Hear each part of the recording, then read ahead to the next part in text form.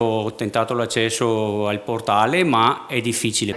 Un calvario senza fine è quello dei risparmiatori delle banche venete che, dopo aver lottato inutilmente per ottenere il rimborso dalle stesse, stanno lottando nei tribunali per ottenere giustizia ed ora si trovano a lottare anche con la burocrazia, che nello specifico è rappresentata da questo sito relativo al Fondo Indennizzo Risparmiatori. Aperto dal 22 agosto e con scadenza improrogabile febbraio, doveva agevolare il percorso per quanti, non riuscendo ad ottenere i soldi dalle banche ora liquidate, saranno in parte rimborsati dallo Stato. Il verbo giusto è però avrebbe dovuto, perché al momento per chi si è misurato col portale si è trovato davanti ad un vero e proprio muro telematico.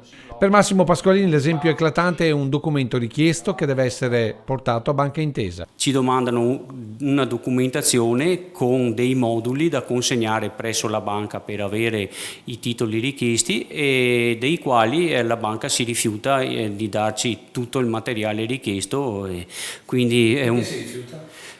Perché dice di non poterlo fare perché si prenderebbe delle responsabilità. Si percepisce chiaramente lo sconforto di questo risparmiatore che si è appoggiato al suo legale per avere giustizia anche per questo. La prima impressione purtroppo è pessima, il portale è realizzato in modo inadeguato, spesso si blocca, dà dei messaggi di errore assolutamente incomprensibili e impone di ricominciare la procedura da capo e quindi insomma non sarà assolutamente facile riuscire appunto a ottenere l'indennizzo.